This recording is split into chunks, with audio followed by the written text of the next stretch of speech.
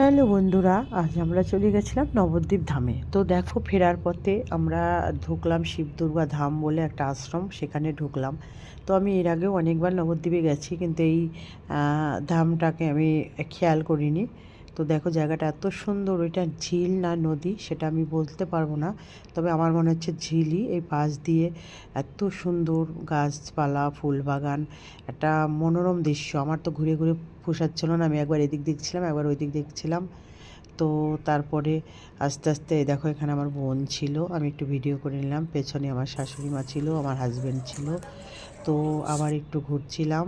তো আমরা কিছু চলে আসলাম, চলে এসে আবার একটু ঢুকলাম, শাশুড়ি মা ওখানে ছিল।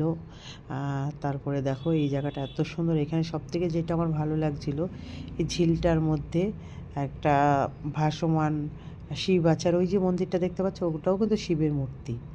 আর এই যে জলের উপরে ভাসমান শিবটা, এটা আমার দারুণ লাগলো। তা সন্ধ্যা হলে এটা লাইট ফাইট জ্বালিয়ে দিলে আরও সুন্দর লাগবে।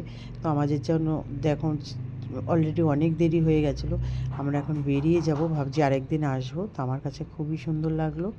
আজকের মতো এই অবধি, টাটা। তোমরা যে